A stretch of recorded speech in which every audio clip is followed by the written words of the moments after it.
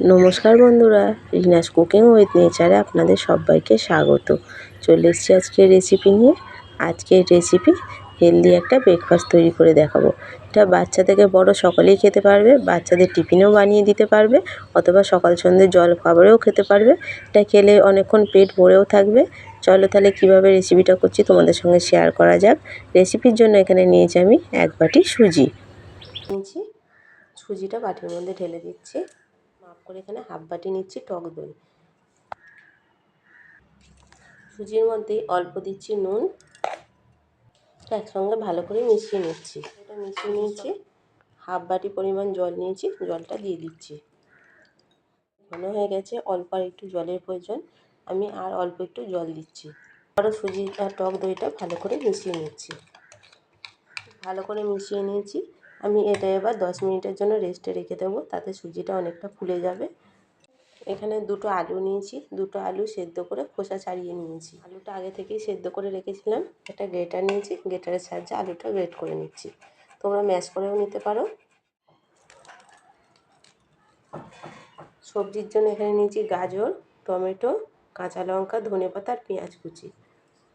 আমি এখানে প্রথমে দিচ্ছি ধনেপাতা কুচি, দিচ্ছি পেঁয়াজ কুচি, ডালের জন্য দিচ্ছি অল্প কাঁচা লঙ্কা, অল্প দিচ্ছি একটু টমেটো কুচি।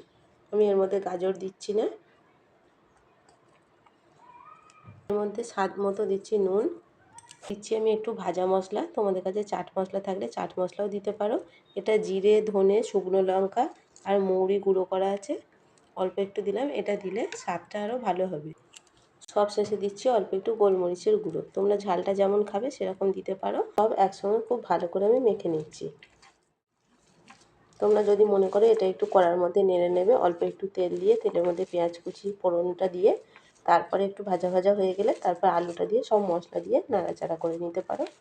খুব ভালো করে সব মেখে নিয়েছি। এটা মাখা হয়ে গেছে।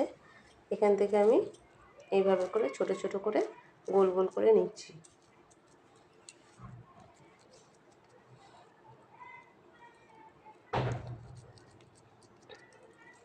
এইভাবে একটু বড় করে চ্যাপ্টা করে করে এরকমভাবে তৈরি করে নিচ্ছি। সবগুলো আলুর টিকিগুলো আমি তৈরি করে নিয়েছি।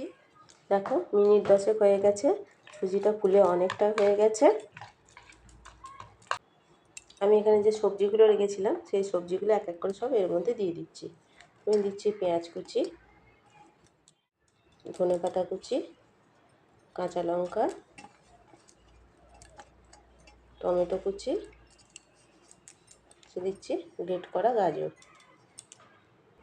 তোমরা তোমাদের পছন্দ মতো এর মধ্যে সবজি ব্যবহার করতে পারো।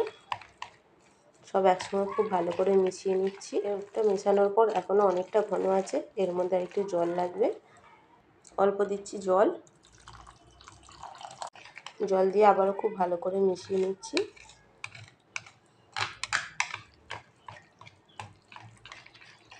ঘনত্বটা এরকম রাখতে হবে, খুব বেশি পাতলাও করা যাবে না, আবার খুব বেশি ঘনও করা যাবে না, মিডিয়াম ঘনত্বে রাখতে হবে এটা। অল্প দিচ্ছি একটু সাদা তেল। এই তেলটা আমি এই 3টে বাটি নিয়েছি, বাটির মধ্যে খুব ভালো করে ব্রাশ করে নেব।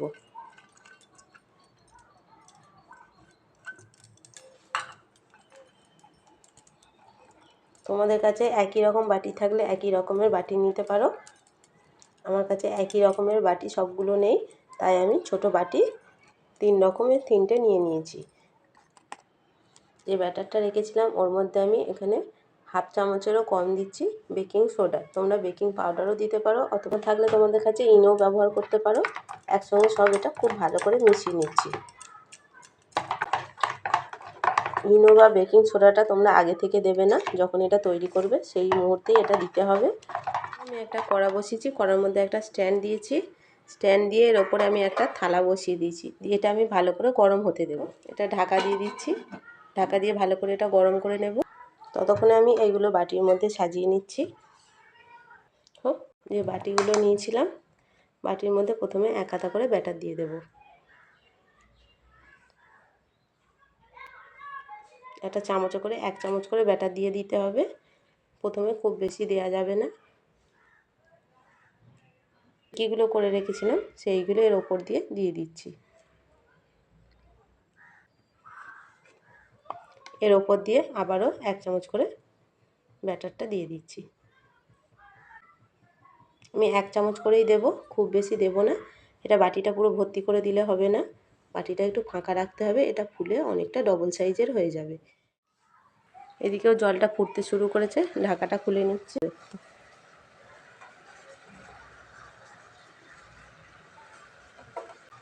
আবার এটা ঢাকা দিয়ে দিচ্ছি। ঢাকা দিয়ে আমি মিনিট 10 মিডিয়াম থেকে লো ফ্লেমে এটা ভালো করে ভাপিয়ে নেব। 10 মিনিট পর ঢাকাটা খুলে নিলাম। খুলে নেওয়ার পর এটাগুলো একটু চেক করে নেব একটা টুথপিক দিয়ে, এগুলো সবগুলো ভাপানো হয়েছে কিনা। টুথপিক নিয়ে সব বাটিগুলোর মধ্যে এভাবে করে দেখে নিচ্ছি।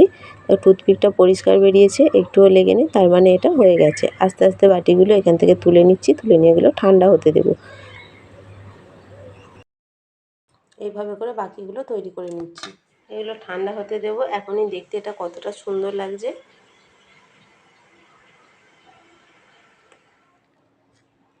এইভাবে করে দেখেছো, পাশ থেকে চাপ দিলেই ছেড়ে যাচ্ছে। ঠান্ডা হয়ে গেছে, এবার বাটি থেকে তুলে নিচ্ছি। কত সুন্দরভাবে ছেড়ে গেছে বাটি থেকে। দেখো খুব সহজভাবে বেরিয়ে চলে আসবে বাটি থেকে। এই হেলদি ব্রেকফাস্টের রেসিপিটা তোমাদের কেমন লাগলো কমেন্ট করে অবশ্যই জানিও। রেসিপিটা ভালো লাগলে লাইক কমেন্ট শেয়ার করবে, আর চ্যানেলে নতুন বন্ধু হয়ে থাকলে চ্যানেলটা সাবস্ক্রাইব করার অনুরোধ রইল। পাশে থাকা বেল আইকনটা অবশ্যই প্রেস করে দিও, সবার প্রথম ভিডিও নোটিফিকেশন তোমাদের কাছে পৌঁছে যাবে। এইভাবে করে আমি সবগুলো তুলে নিচ্ছি। এটা তোমরা সসের সঙ্গেও পরিবেশন করতে পারো অথবা চাটনির সঙ্গেও পরিবেশন করতে পারবে। এটা কেটে দেখাচ্ছি তোমাদের কতটা সুন্দর হয়েছে। দেখো ভিতরে এখানে আলুর পুরটা আছে, কতটা নরম হয়েছে। এভাবে তৈরি করে বাচ্চাদের টিফিনে অথবা সকাল সন্ধ্যায় জলখাবারে খেতে পারো। ফিরে আসবো আবার অন্য কোনো রেসিপি নিয়ে।